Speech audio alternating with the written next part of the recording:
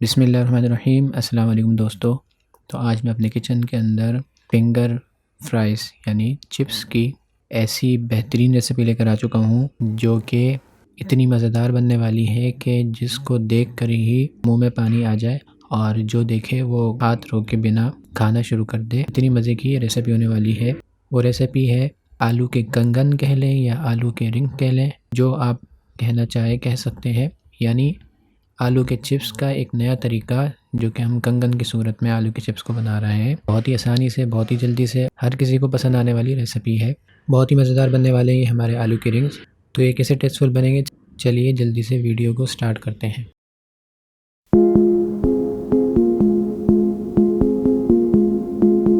मैंने सबसे पहले यहाँ पर 2 आलू ले लिए। उनको इस शेप में काट कर पानी में डाल के उनको मैंने अच्छे तरीके से बॉयल दे देना है जब तक कि ये 100% तक ना गल जाए। हमारे आलू 100% तक गल चुके हैं। अब आपने चूल्हे को बंद कर देना है और इसके पानी को ड्रेन कर लेना है और इसको किसी बर्तन में निकाल के रख लेना है।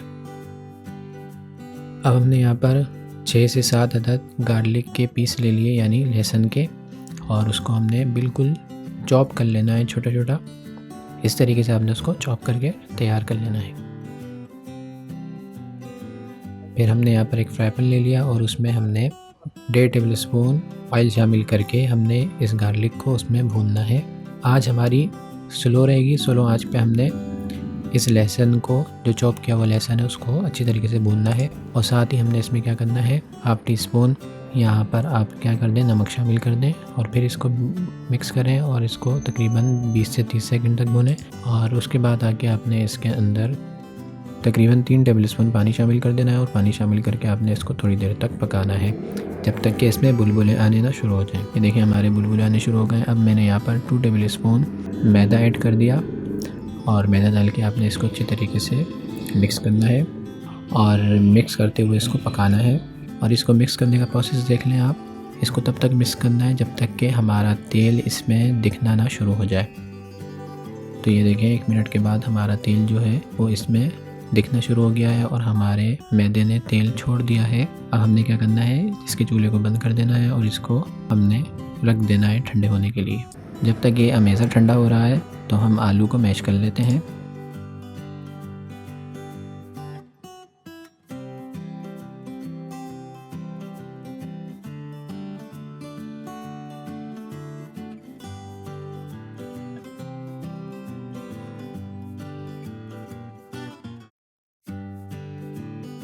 हमने आलू को अच्छी तरीके से पीस लिया था और आलू हमारे पिस चुके थे। अब हमने क्या करना है, उसको, जो हमारे पिसे हुए आलू थे, उसको आपने किसी छन्नी की मदद से इस तरह करते हुए उसको छान लेना है ताकि उसके अंदर कोई गुठली बाकी ना रहे।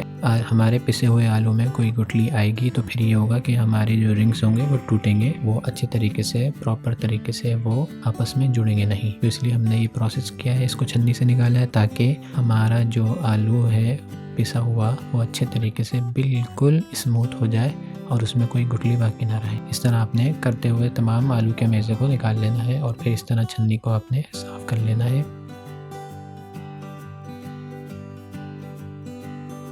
इस तरह आप हाथों से इसको मिक्स करें और उसके बाद आकर आपने जो हमने अमेज़े को बनाया था, गार्लिक वाले अमेज़े को, उसको शामिल कर देना है और उसको शामिल करके आपने अच्छे तरीके से मिक्स करना है। और मिक्स करने के बाद आपने क्या करना है, यहाँ पर मैंने थोड़े बहुत धनिया के पत्ते ले लिए और उसको हमने चॉप कर लिया। अब वो चॉप किया हुआ धनिया आपने इसमें शामिल कर देना है और फिर आपने इसको अच्छे तरीके से मिक्स करना है।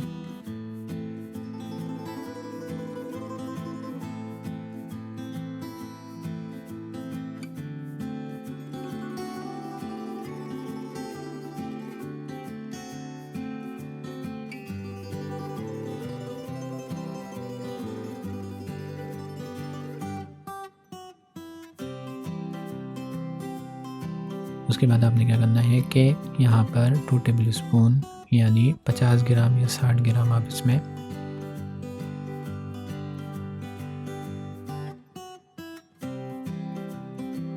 मैदा शामिल कर दें और मैदा शामिल करके आपने इसको अच्छे तरीके से मिक्स करना है। ये देखें, ज़्यादा मैदा शामिल नहीं करिएगा बल्कि इसमें इतना मैदा शामिल करिएगा कि जिससे इसकी चिपक ख़त्म ना हो, थोड़ी बहुत इसमें ये चिपक रहे।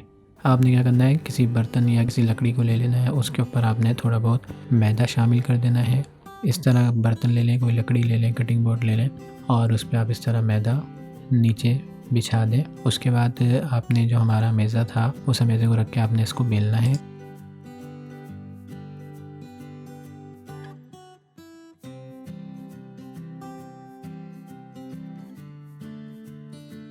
और बेलने के बाद आप किसी कटर की मदद से, जो कि 2 कटर ले लें, एक कटर बड़ा हो और एक कटर छोटा हो, 2 कटर ले लें और इस तरह आप पहले बड़े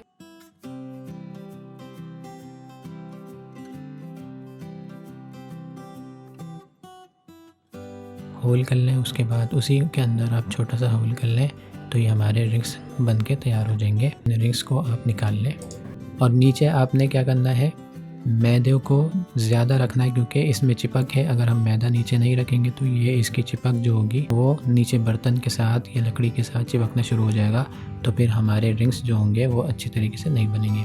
एक तरीका ये था और एक तरीका ये है कि आप इस तरह इसको उंगलियों की मदद से लंबा करें और जितने आपको रिंग्स बनाने हैं आप उस हिसाब से उसका साइज़ लेके आप इसके दोनों किनारों को मोड़ दें और मोड़ने के बाद आप इस तरह उंगली से भी गोल कर सकते हैं। इस तरह भी हमारे रिंग बन सकते हैं। अब आपकी मर्ज़ी, जितने बड़े रिंग बनाना चाहें, जितने छोटे रिंग बनाना चाहें। बेहतर हो कि आप इसकी जो कटिंग करें वो किसी स्टील के बर्तन से करें या स्टील की शेप वाले किसी बर्तन से करें। तो मैंने कुछ यहाँ रिंग बना ली है।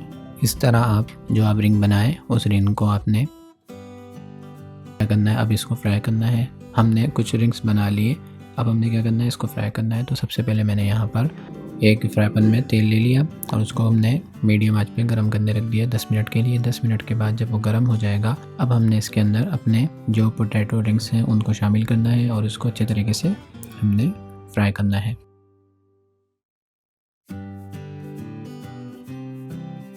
तो ये देखें हमारे जो रिंग्स हैं वो अच्छे तरीके से फ्राई हो रहे हैं और किसी आप पतली चीज़ की मदद से या छुरी की मदद से, लेकिन कोशिश करिएगा कि छुरी आप इस पर खड़ी ना मारे बल्कि चौड़ी छुरी से आपने इसको अच्छी तरीके से पलट देना है। आप इस तरह पलट कर इसको अच्छी तरीके से फ्राई कर लें और जितना ये ब्राउन करेंगे उतने ही ये क्रिस्पी बनेंगे। आपकी मर्ज़ी है, ज़्यादा क्रिस्पी खाना चाहते हैं तो इसको ज़्यादा ब्राउन कर दें और लाइट क्रिस्पी खाना चाहते हैं, कम क्रिस्पी खाना चाहते हैं तो आप इसको इसी तरह थोड़े वाइट और थोड़े ब्राउन रहने दें। जब आपके रिंग्स तैयार हो जाएं तो आप क्या करें, किसी पतले चमचे या पतली चीज़ की मदद से, लकड़ी की मदद से आप या स्टिक की मदद से इसको आप इस तरह पकड़ें ताकि इसका जितना ऑयल है वो रिलीज़ हो जाए, वो गिर जाए, इजाफी ऑयल। और इस तरह जब इसका ऑयल ख़त्म हो जाए, गिर जाए, फिर आप इसको किसी बर्तन में अलग अलग करके रखें। अगर आपने एक के ऊपर एक रखा तो फिर ये क्या होगा, नरम हो जाएंगे। हमने इसको क्रिस्पी रखना है तो हमने क्या करना है, प्लेट पे चौड़ा करके रखना है, खुले खुले करके रखना है। मैं तमाम पोटैटो रिंग्स बना लेता हूँ, फिर आपको इसका फाइनल लुक दिखाता हूँ।